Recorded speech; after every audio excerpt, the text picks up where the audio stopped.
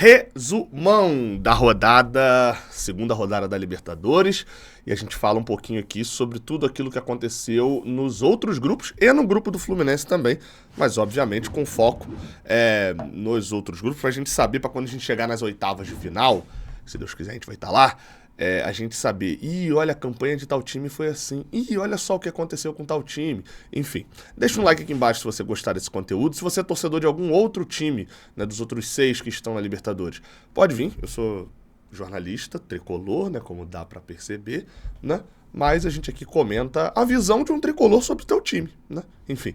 Vamos lá, tá?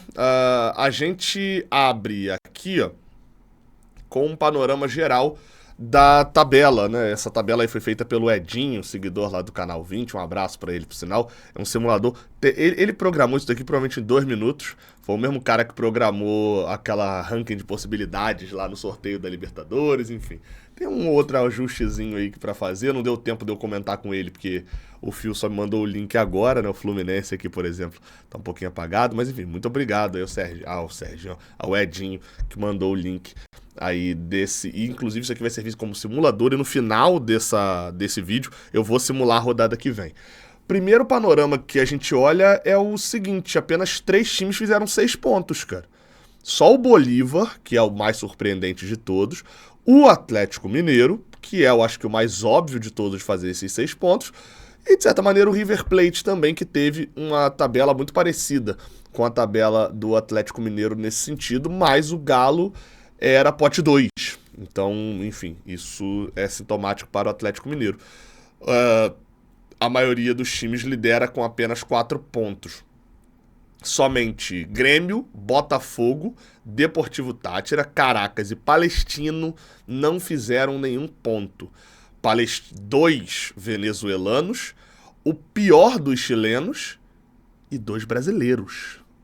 São as grandes surpresas negativas aí dessas 2 rodadas iniciais. Vamos lá, tá? A gente vai falar primeiro, vamos por grupo por grupo.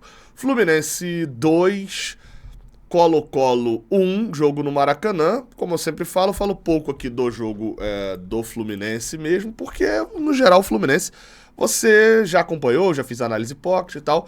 O fato é que o Fluminense venceu o Colo-Colo com um pouco mais de dificuldade do que o atual campeão deveria ter, mas o grupo, e aí já vou passar para Cerro Porteño e Alianza Lima, que foi na quarta-feira, 1-0 pros paraguaios, o grupo se mostra um pouco mais disputado, ou pelo menos está se mostrando nessas 2 primeiras rodadas, do que eu acreditava que seria. Óbvio que passa um pouco pelos muitos desfalques do Fluminense lá em Lima, mas o resultado, se tivesse que haver um vencedor no jogo de lá, era o Alianza, não era a gente.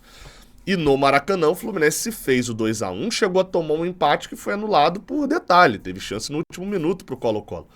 No jogo lá do Paraguai, tal qual foi no primeiro jogo entre Colo-Colo e Cerro Porteño, agora no jogo entre Cerro Porteño e Alianza Lima, o jogo só foi decidido no finalzinho.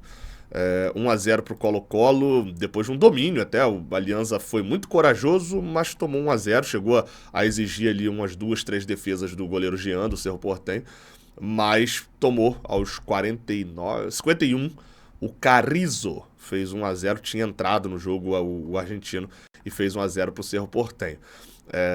Enfim, próxima rodada, o Fluminense vai duelar contra o Cerro Porteño no Paraguai e o Alianza Lima vai até o Chile enfrentar o Colo-Colo. Vou simular depois, né? Vamos para o grupo seguinte, a gente fala agora sobre o seguinte, sobre São Paulo 2, Cobresal 0. Cobresal é o pior time do grupo, fato, não tenho que falar sobre isso. É o lanterna do campeonato chileno, com uma certa e considerável vantagem para o resto, e conseguiu ainda assim empatar na primeira rodada com o Barcelona de Guayaquil. Tomou um vareio do São Paulo, mas em um determinado momentozinho do jogo, eu tava vendo o jogo do Flamengo, mas vi ali alguns lances do jogo do São Paulo, chegou a ter chances e o Rafael precisou fazer algumas defesas. A torcida do São Paulo tá criticando muito o Thiago Carpini, tá? Muito, muito, muito mesmo. E assim, eu não vi o jogo completo, mas pelo que eu vi, foi um domínio absurdo do São Paulo, 26 finalizações a 6, por exemplo. mas muitos gols perdidos. Eles têm Luciano, a gente sabe como funciona, até que só aos 37, não, aos 27 do segundo tempo. Não, aliás, isso, aos 37 do segundo tempo. O André Silva fez o gol, abriu o placar num lance chorado, Michel Araújo quase fazendo um gol, e o Caleri depois completou esse 2-0.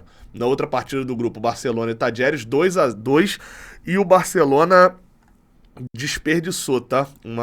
Uma chance aí. 2 gols do Damian Dias, aquele mesmo maluco que fez o gol na gente, né, lá em 2021. Um de pênalti, o outro um golaço de perna esquerda, mas tomou empate aos 51 do segundo tempo do Tajeres. O time de Córdoba lidera a chave com 4 pontos. Na próxima rodada vai ter um São Paulo saindo agora 2 vezes, vai ter um jogo mais difícil, né, na teoria, visitando o Barcelona, e o Cobresal recebendo o Tajeres no jogo lá no deserto do Chile. No outro grupo, o Grêmio, a grande surpresa, né, como eu abri falando. O Grêmio perdeu por 2-0 para o Huachipato. O time chileno já tinha feito uma boa partida na primeira rodada, empatando com os Estudiantes em La Plata. Empatando com os Estudiantes em casa, no Chile. Foi até o estádio... Eu ia falar estádio olímpico, cara, que doideira. Foi até a arena do Grêmio. E fez um gol bem cedo, assim, de certa maneira, até meio rápido ali contra o Grêmio, não dando chance ali com 13 minutos do Loyola. O Grêmio teve um gol anulado e logo na sequência o Huachipato fez o segundo ali no finalzinho do primeiro tempo, 2-0. Óbvio, o Grêmio pressionou muito, teve também números absurdos, mas o Huachipato já tinha vantagem e ainda teve chances ainda também.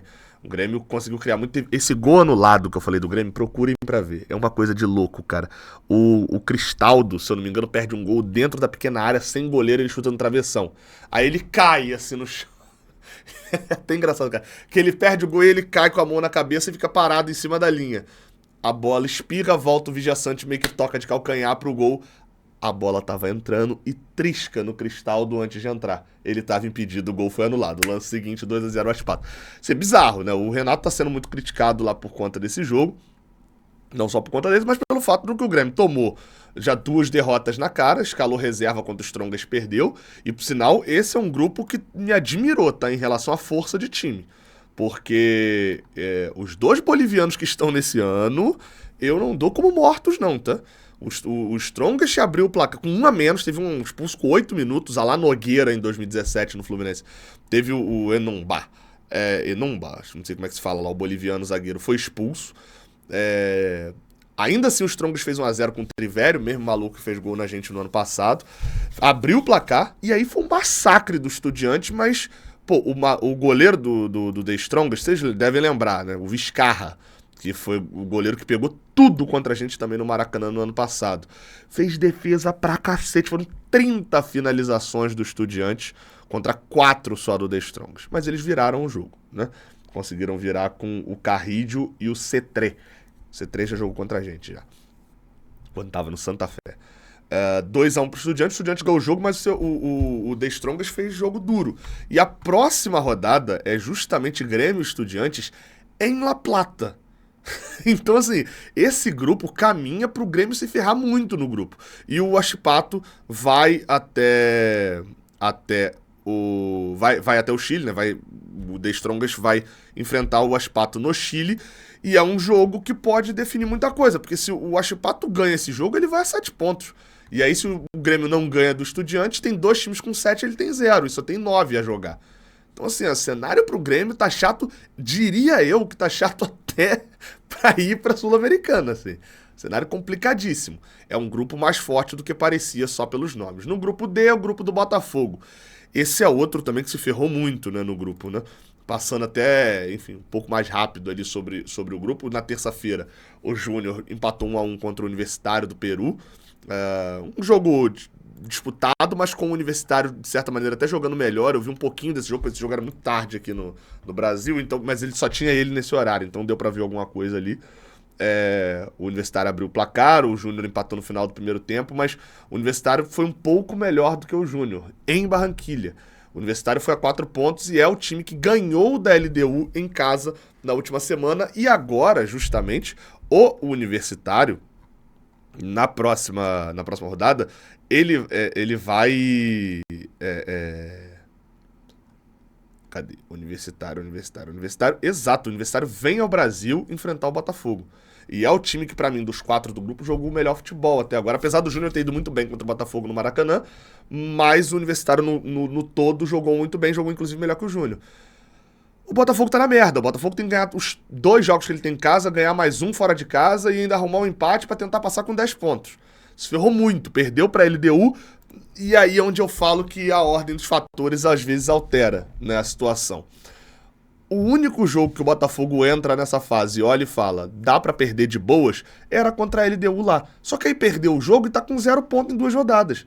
Então, assim, se esse jogo era na estreia, beleza, perder na estreia, você vai recuperar depois. Mas quando esse jogo vem, depois de já ter perdido um jogo em casa, algum tropeço, vira uma pressão descomunal num jogo que era pra ser uma derrota normal. O Botafogo perdeu, foi pressionado lá pela LDU, 1-0, ficou barato, assim, o Botafogo até teve uma outra chance, mas ficou bem barato.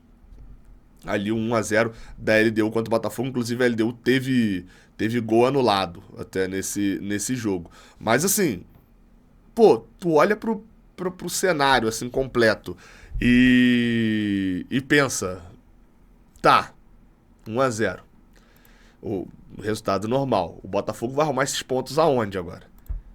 Na próxima rodada, recebendo o Universitário em casa, ele ganha, e depois ele recebe a LDU em casa de novo, ganha nesses 2 jogos ainda vai, mas é muito difícil. Na do Botafogo é complicadíssimo, assim, dentro do grupo, tá? E no outro jogo desse grupo, né, na próxima rodada, é justamente Júnior e LDU em Barranquilha.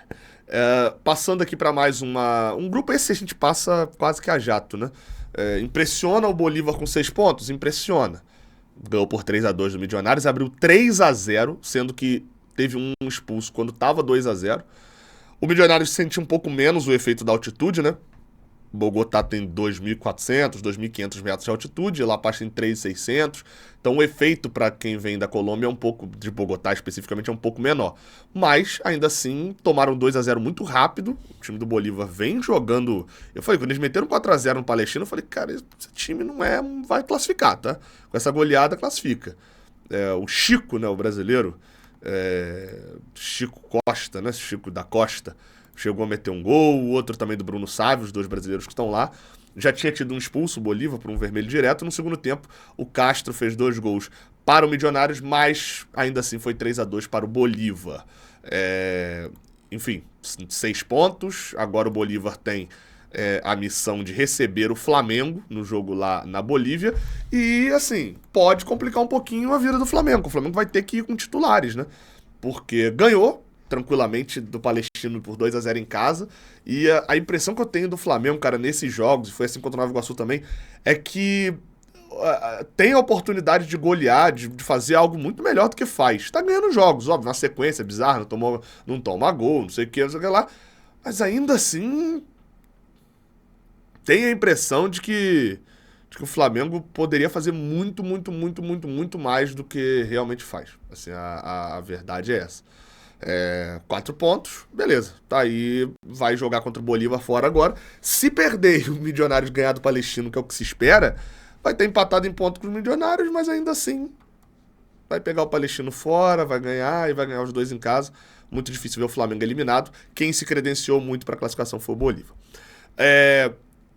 Grupo do Palmeiras. O Del Valle ganhou por 2-0 do São Lourenço, só viu os gols. Sabe quem fez o primeiro gol do Del Valle? Ele mesmo, Júnior Sornosa, cobrando pênalti. Del Valle brincou com o São Lourenço jogando na altitude de Quito, 2-0 pelos melhores momentos ali. Eu vi os gols, vi alguns melhores momentos.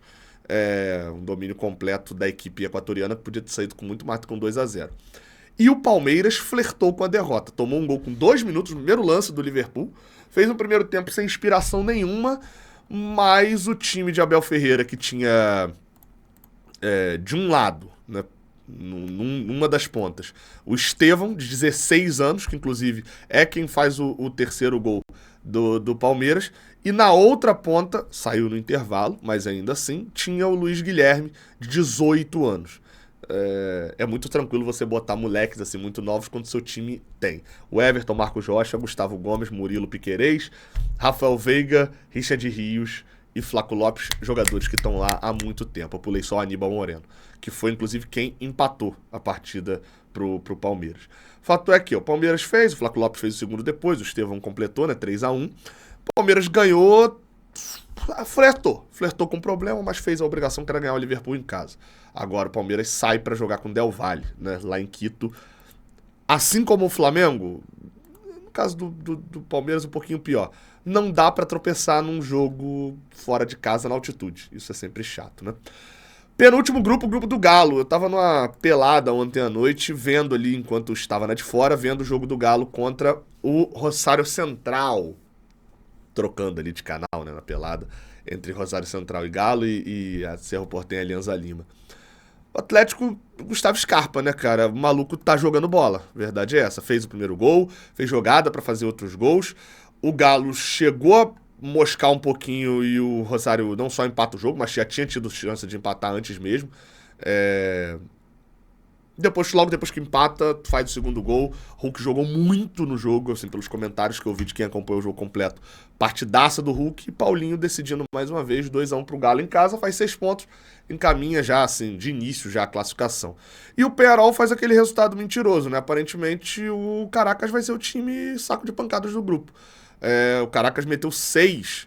Aliás, o Caracas tomou 4 do Galo na primeira rodada e tomou 5 do Peñarol agora num show do Léo Fernandes. Não vou cometer essa sacanagem aqui não. O Léo Fernandes jogou pra cacete mesmo, mas quem deu o show foi o Silveira. Meteu 3 gols, o centroavante da equipe do Peñarol. Mendes e Darius fizeram os outros 2, por mais que o Léo Fernandes tenha dado 2 assistências, tá? Não sei se vai contar como 2 assistências pra ele, mas ele deu 2 assistências, uma cobrança de falta. O Peñarol meteu 4-0 no primeiro tempo. Vai classificar? Não sei, cara. Realmente não sei não, porque o Rosário Central me pareceu jogar um pouquinho mais de bola, mas está caminhando para ser um daqueles grupos onde o Caracas deve perder todas e o Atlético Mineiro talvez seja o fiel da balança. Se o Atlético tropeçar pro Rosário fora ou pro Peñarol fora, isso vai dar um ganho para um desses dois times se classificar. Acho que vai ser naquelas que o Galo classifica tranquilo, Peñarol e Rosário brigam pela classificação. Para fechar, o grupo H, o grupo que eu menos estou acompanhando, porque não tem brasileiro, né? Fica um pouco mais difícil, jogos, transmissão e tal. River meteu 2-0 no Nacional do Uruguai, com uma certa tranquilidade jogando dentro de casa. E o Libertad meteu 3 jogando no seu estádio, um estádio pequenininho, no Deportivo Táchira. E aí vejo o grupo do River muito igual ao grupo do Atlético Mineiro, que é River e Galo devem disparar, Libertad e Nacional vão trocar tapa para ver quem fica com a segunda vaga. Sendo bem sincero, torço muito para Peñarol e Nacional passarem. São 2 times legais, assim, de se ver nesse ponto, de ver o futebol uruguaio pelo menos voltando a disputar alguma coisa.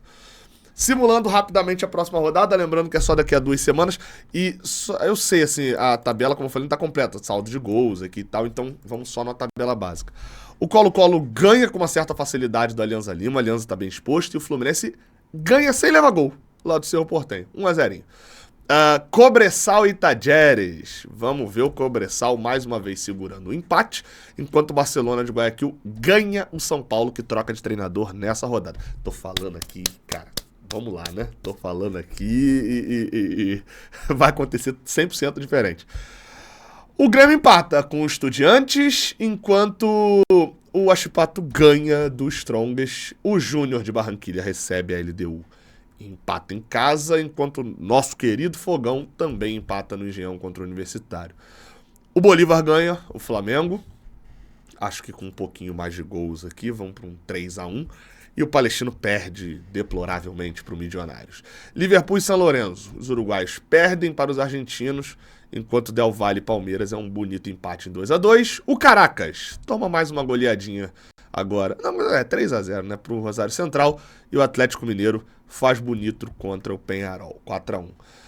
Pra fechar, aí tá um pouquinho já atrás aí pra vocês, né, não tá aparecendo aí na tela de vocês, deixa eu resolver esse problema aqui, agora sim, resolvido o problema aí pra vocês, vão, pra até passar de novo, né, o Galo ganha, né, por 4-1 da equipe do Peñarol, e o Rosário Central ganha por 3-0 do Caracas. Nacional do Uruguai, 2-0 no Deportivo Táchira. E o Libertad empata com o River Plate no Defensores del Chaco. Eu queria ir nesse jogo, cara. É um dia antes do Fluminense e Cerro Porteño lá no Paraguai. Pode ser que eu vá nesse jogo. Bem, se tudo correr da maneira como eu tô imaginando, termina assim a próxima rodada. Vamos ver quanto que eu acertei, né, dos resultados da próxima rodada. Tá aí, não esquece de deixar um like aqui embaixo. Esse foi o resumão da rodada de número 2 da Libertadores. Espero que você tenha gostado, espero que você queira voltar para assistir os próximos. Dá uma moral aqui embaixo, se inscrevendo também no Raiz Tricolor. Estamos com 227 mil inscritos, quase chegando a 228 mil, e a tua inscrição é muito importante. O like também que ajuda a viralizar esse vídeo.